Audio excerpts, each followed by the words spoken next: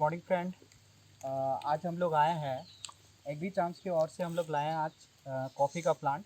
हम लोग यहाँ पर आए हैं और कॉफ़ी के बारे में हम लोग जानकारी देंगे। आज हम लोग देखेंगे कि कैसे करके इसका नर्सरी बनाया जाता है, और हम लोग यहाँ पर देखेंगे कि किस टाइप के प्लांट यहाँ पर होंगे।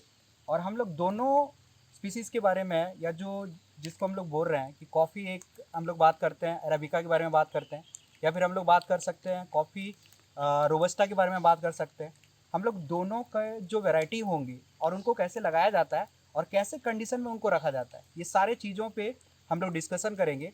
हम लोग ये भी जानने का कोशिश करेंगे कि क्या हम लोग उसे घर पे ट्रांसप्लांट कर सकते हैं, घर पे लगा सकते हैं, है ना। और अगर हम लोग घर पे लगाते हैं तो एक प्लांट से हमको कितना कॉफ़ी मिल सकता है या कितना कॉफ़ी का सीड मिल सकता है ना। जैसे हम लोग देखते हैं कि कॉफ़ी बहुत ज़्यादा महंगा है, लेकिन हम लोग क्या कर सकते हैं कि हम लोग कॉफ़ी प्लांट लगा के हम लोग घर पे ही कॉफ़ी का प्रोडक्शन कर सकते हैं। देखते हैं हमको किस किस चीज़ों की ज़रूरत पड़ेगी। पहले हम लोग आइए आज बात करते हैं नर्सरी के बारे में कि नर्सरी इनका तैयार कैसे किया जाता है। अगर हमारे पास कॉफ़ी के सीड हैं तो हम लोग कॉफ़ी के सीड से कैसे करके हम लोग कॉफ़ी का प्लांट क्या कर सकते हैं, ग्रो कर सकते हैं जनरली। ठीक है, तो हम लोग बात करते हैं, जैसे हम लोग सीड की बात करते हैं तो हमारे पास अभी तो सीड है नहीं। सीड अपन दिखा सकते हैं किस टाइप के सीड होंगे, है ना। बाद में जाके मैं आपको दिखा सकता हूँ सीड का कैसा होगा कैसा नहीं होगा, है ना। तो हम लोग अगर अभी देखेंगे तो यहाँ पर कुछ ऐसे ब्लैक टाइप का एक चीज़ दिखाई दे रहा है हमको। ठीक है, ये इसका सीड है जनरली। ठीक है, ये मिट्टी में था तो एक मैं निकाला हूँ यहाँ पर। ये एक कॉफ़ी का जनरली हम लोग बोल सकते हैं कि ये एक सीड है।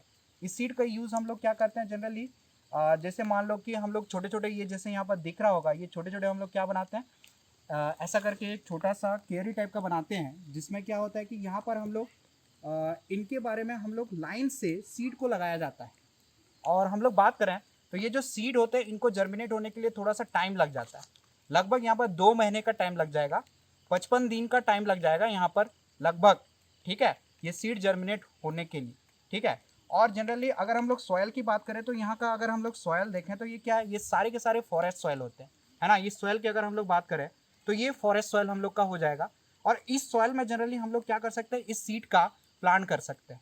ठीक है, फॉरेस्ट सॉयल जो होते हैं ये बेस्ट स्वीटेड सॉयल होते हैं, उसके साथ हमको सैंड भी चाहिए। और जनरली जो ऑर्गेनिक मैटर होता है वो बेस्ट होता है कॉफ़ी प्लांटेशन के लिए। ठीक है, तो सीड हम लोग कैसे करेंगे, हम लोग लाइन से सीड लगा सकते हैं। हम लोग को छोटा छोटा केरी बनाना पड़ेगा और उसमें हम लोग क्या कर सकते हैं कि लगभग हमको 2 महीना लग जाएगा किसी भी सीड को जर्मिनेट करने के लिए। जब मान लो कि हम लोग का सीड जर्मिनेट हो जाता है, फॉर एग्जाम्पल हमारे पास यहाँ पर बहुत सारे प्लांट हैं, कॉफ़ी के प्लांट आप देख सकते हो यहाँ पर। जैसे ये एक प्लांट है यहाँ पर। ठीक है, इस कॉफ़ी के प्लांट की अगर हम लोग बात करें तो यहाँ पर क्या हो रहा है, हमारे पास यहाँ पर देखो कितना लीफ स्टेज में, ये 4 लीफ स्टेज में है। ठीक है, जैसे अगर जैसे जर्मिनेट होता है, हम लोग पहले क्या कर रहे हैं कि हम लोग एक छोटा सा कैरी टाइप का बना रहे हैं और उसमें क्या कर रहे हैं कि हम लोग छोटे छोटे सीड का एक लाइन से हम लोग क्या करा रहे हैं, उसको इंट्रोड्यूस करा रहे हैं या फिर हम लोग इसको ग्रो करवा रहे हैं। उसके बाद जब ये 2 लीफ स्टेज में आएगा तब हम लोग वहाँ से उठा के इसको हम लोग पॉलीथीन बैग में क्या करते हैं, इसको ट्रांसप्लांट करेंगे जनरली। किसको, जैसे 2 लीफ स्टेज में ये आ जाएगा तब हम इसको क्या करेंगे कि ये पॉलीथीन बैग में हम लोग इसको रखेंगे। ठीक है, इसमें जो अगर हम लोग देखेंगे इसका जो मिक्सचर की बात करें तो इसमें क्या होगा, एक एक पोर्शन तीनों चीज़ें रहेगा। FYM रहेगा एक पोर्शन का, सैंड इसमें पाया जाएगा एक पोर्शन का रहेगा, और जो फॉरेस्ट सॉयल होगा वो एक पोर्शन रहेगा। ठीक है, अब क्या होगा, अब हम लोग देखेंगे कि इनको मेन फील्ड में कैसे करके ट्रांसफ़र करना है, मेन फील्ड में हम लोग इसको कैसे करके ट्रांसफ़र कर सकते हैं।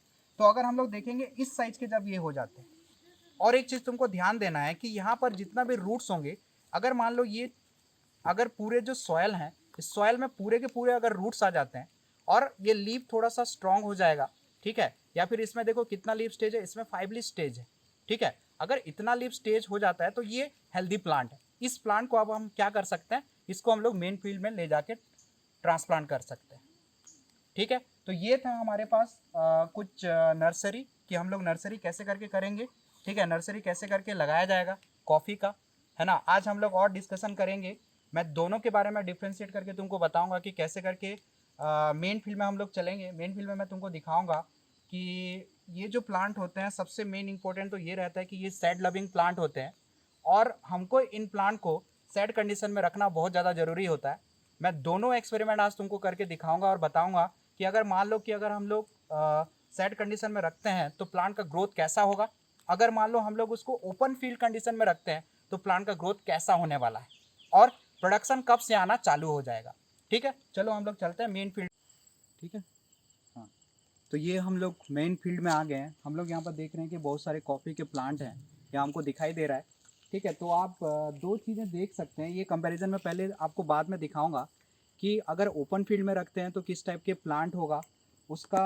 अगर हम लोग देखेंगे कि उसका जो मॉर्फोलॉजी होगा, किस टाइप के उसके मॉर्फोलॉजी होंगे। ठीक है, लीफ का स्ट्रक्चर हम लोग देखेंगे। ठीक है, लेकिन अगर मान लो प्लांट जो है वो सेट कंडीशन में है तो उसमें फ्रूटिंग किस टाइप की हो रही है ना। दोनों कंडीशन की हम लोग आज बात करेंगे। आज हम लोग चलते हैं कि सबसे पहले थोड़ा सा कॉफ़ी के बारे में और थोड़ा एलाबरेट करते हैं और थोड़ा बहुत डिस्कशन करते हैं कि कैसे इलाके पे या कैसे जगह पे ये पाया जाए। अगर हम लोग इंडिया की बात करें तो हमारे इंडिया में 3 ऐसे जगह है जहाँ पर सबसे ज़्यादा कॉफ़ी की प्रोडक्शन होती है। पहले अगर हम लोग बात करें तो वो आता है साउथ कर्नाटका आता है, जो 54% शेयर करता है टोटल कॉफ़ी प्रोडक्शन का इंडिया में। अगर हम लोग बात करें सेकंड पे हम लोग का आ जाएगा केरला आ जाएगा, वो लगभग 28% तक का शेयर करेगा कॉफ़ी में। उसके बाद नेक्स्ट जो स्टेट आएगा इंडिया का वो है तमिलनाडु। तमिलनाडु की अगर हम लोग बात करें तो वहाँ पर लगभग अगर हम लोग देखेंगे तो 14% समथिंग का शेयर वो करेगा।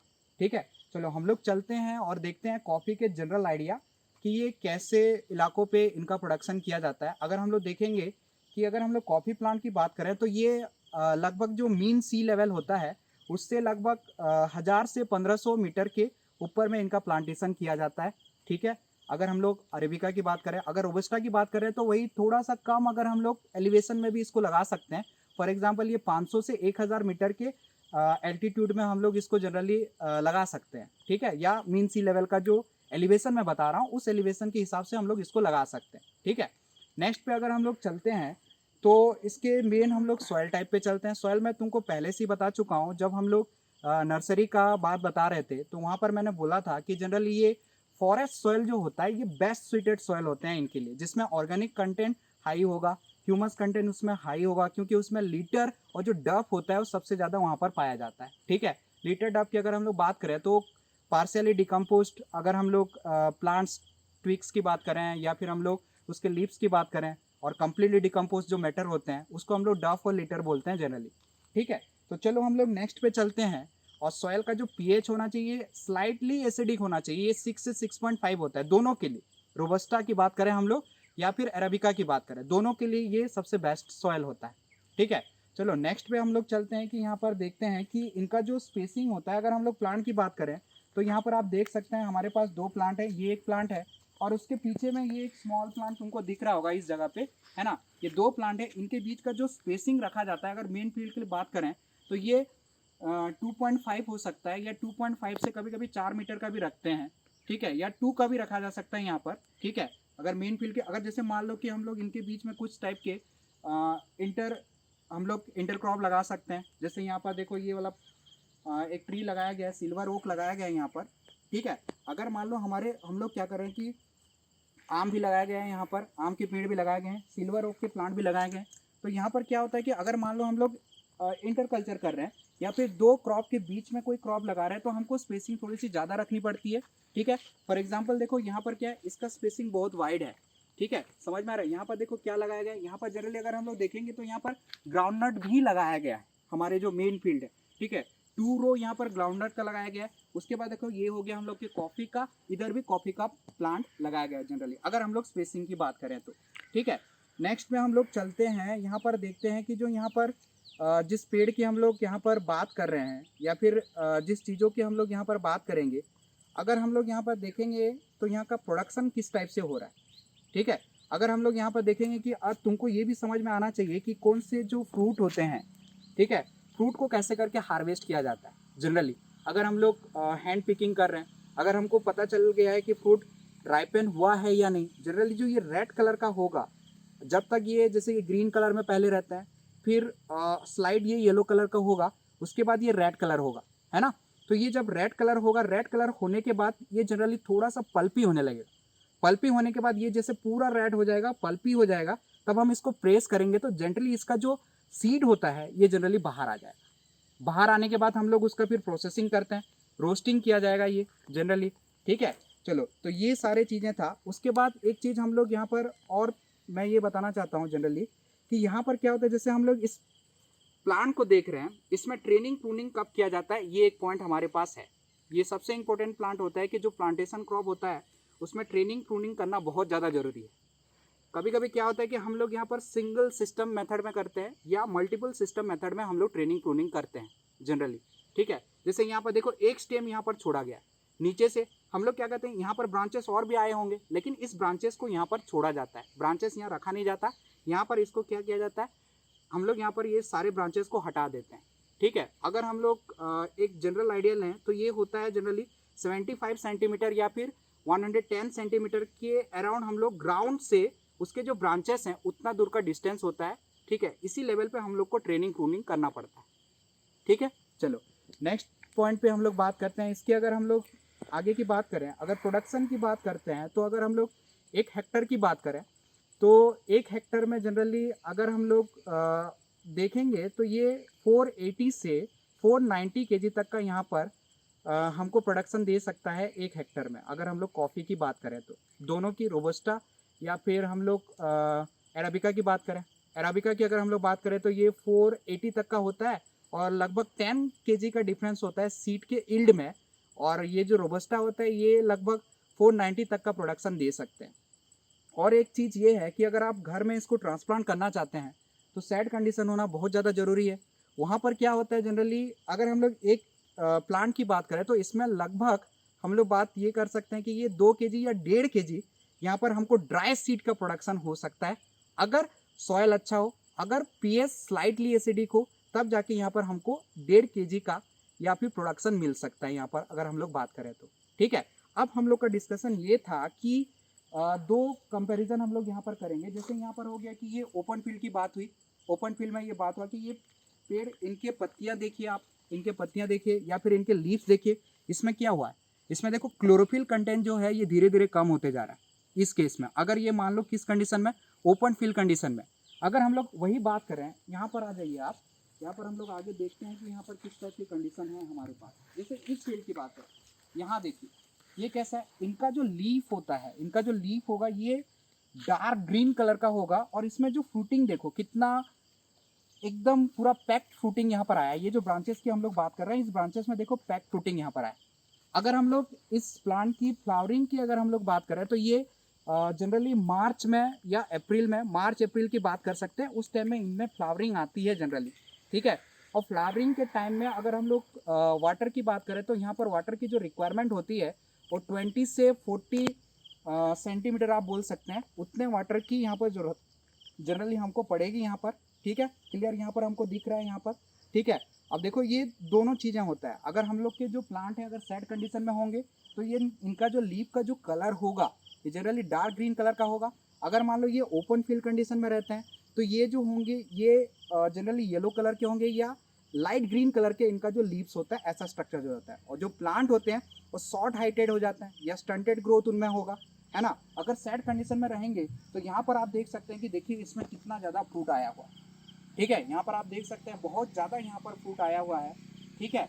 और इनका चलो आज हम लोग थोड़ा सा कंपैरिजन करते हैं अराबिका और रोबस्टा के लिए, ठीक है। और हम लोग कुछ वेराइटियाँ भी तुमको बताएंगे ताकि आप क्या कर सकें कि उसको हम लोग अफोर्ड कर सकते हैं कि आप उसको परचेज कर पाएँ, है ना। अगर हम लोग कॉफ़ी की वैरायटी की बात करें और थोड़ा बहुत हम लोग स्लोप के बारे में भी बता देते हैं। जनरली अगर हम लोग अरेबिका की बात करें तो ये हाई स्लोप में लगाया जाता है, और जनरली रोबस्टा की बात करें तो ये प्लेन में भी इसे हम लोग जनरली लगा सकते हैं, ठीक है। अगर स्लोपी लैंड की बात करें तो अगर हम लोग अरेबिका की बात करें तो इनका जो स्लोप होता है वो 1 से 7% तक का स्लोपी लैंड हो सकता है। और अगर हम लोग बात करें रोबस्टा की तो रोबस्टा में जनरली प्लेन भी हो सकता है या स्लोप मिनिमम होना चाहिए या ज़्यादा स्लोप की भी ज़रूरत नहीं पड़ती है, ठीक है। और हम लोग थोड़ा सा कंपैरिजन करते हैं इनके लीफ स्ट्रक्चर में। आप कैसे करके पहचानेंगे कि ये कॉफ़ी हम लोग का रोबस्टा है या अराबिका है, ठीक है। दोनों का मैं आपको कंपैरिजन बताने वाला हूँ। तो यहाँ पर आप देख सकते हैं एक लीफ मैं यहाँ का ले लेता हूँ, ठीक है। ये लीफ देखिए आप, लीफ स्ट्रक्चर आप देख रहे हैं यहाँ पर। लीफ स्ट्रक्चर से आप डायरेक्टली पहचान सकते हैं कि ये किस टाइप के होंगे, ये क्या अराबिका वाले होंगे या रोबस्टा वाले होंगे। ये लीफ स्ट्रक्चर आप देखिए, एक लीफ स्ट्रक्चर आप मैं यहाँ से लेता हूँ, ये लीफ स्ट्रक्चर देखिए, कि दोनों लीफ स्ट्रक्चर में पता चल रहा है आपको, ठीक है। ऐसा नहीं कि ये जो लीफ हैं ये बड़े होंगे, है ना। ये लीफ जो है ये जनरली है हम लोग का कॉफ़ी अराबिका के लीफ हैं ये, और ये जो हैं ये है हम लोग का कॉफ़ी रोबस्टा का लीफ, दोनों का स्ट्रक्चर देखिए आप, ठीक है। इनके स्ट्रक्चर में क्या है, ये जो होते हैं ये साइज में थोड़े से बड़े होते हैं, ठीक है। और ये कैसे हैं, ये स्लेंडर टाइप के, ये ऊपर जाके पॉइंटेड हैं, ठीक है। यहाँ देखिए ये एक लेंथ में है पूरा अगर देखेंगे तो, ठीक है। और ये क्या होते हैं, हल्के से डार्क ग्रीन कलर के आपको दिखाई देंगे, ठीक है। और ये इनका साइज देखिए, ये साइज में बड़े होते हैं। याद रखना जो रोबस्टा होता है उनका जो लीफ स्ट्रक्चर होगा वो लार्ज होगा as compare to arabica. Clear. अब हम लोग थोड़ा बहुत वैरायटी के बारे में भी बता देते हैं। वैरायटी अगर की हम लोग बात करें तो मोस्टली जो वैरायटी लगाया जाता है वो हम लोग बात कर सकते हैं वहाँ पर C/R, ठीक है। ये एक वैरायटी है हमारे पास। और हमारे पास जो वैरायटी है वो है चंद्रगिरी, एक वैरायटी है। उसके बाद S8 S9। अगर हम लोग S8 और S9 की बात करें तो ये स्पॉन्टेनियस हाइब्रिड हैं। जनरली ये रोबस्टा और अरेबिका दोनों के कॉम्बिनेशन से इन हाइब्रिड को बनाया गया है, S8 और S9, ठीक है। तो ये बेस्ट स्वीटेड वैरायटी है, ये आप कहीं भी जाके लगा सकते हैं। आज हम लोग खड़े हैं बस्तर पे, बस्तर के इन पहाड़ियों पे इसको लगाया जाता है कॉफ़ी को जनरली, ठीक है। क्योंकि सबसे इंपॉर्टेंट जो चीज़ होता है यहाँ पर कॉफ़ी में वो होता है forest soil. Forest soil most sweetest soil होते हैं। और इरिगेशन की मैं बात किया हूँ, आप ड्रिप इरिगेशन भी यहाँ पर लगा सकते हैं क्योंकि ये जनरली प्लांटेशन क्रॉप है, ठीक है। और अगर हम लोग कुछ और चीज़ों के बारे में बात करेंगे, इसमें जैसे होता है कि इनका लाइफ पीरियड कैसा हो सकता है। अगर हम लोग एक बार क्रॉप लगाए, ठीक है, प्रोडक्शन हमको कब देगा।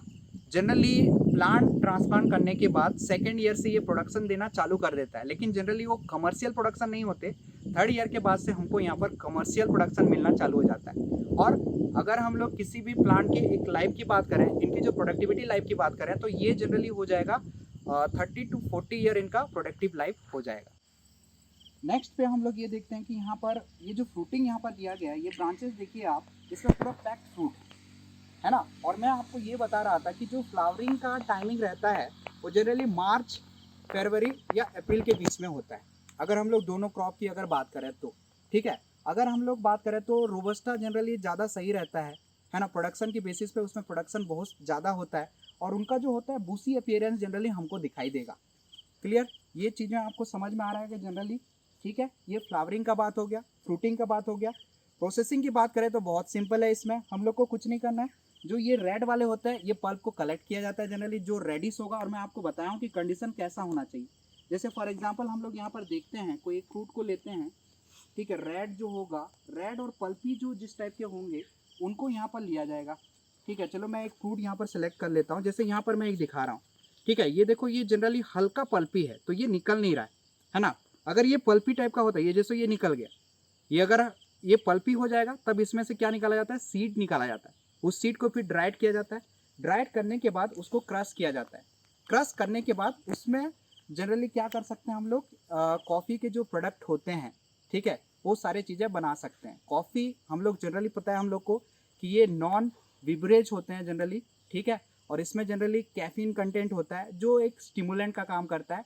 और ये बहुत सारे जैसे डिजीज़ बोल सकते हैं या डिसऑर्डर बोल सकते हैं, ये इनको भी ठीक करने में सहायक होता है। फॉर एग्जांपल ये कैंसर ट्रीटमेंट के लिए भी ये जनरली यूज़ हुआ है। आप विकिपीडिया पे जाइए, आप देखिए वहाँ पर बहुत सारे डिजीज़ के लिए इसका यूज़ किया जाता है, वहाँ पर दिखाया भी गया है, ठीक है। कैंसर ट्रीटमेंट के लिए इसका यूज़ हुआ है एक बार के लिए।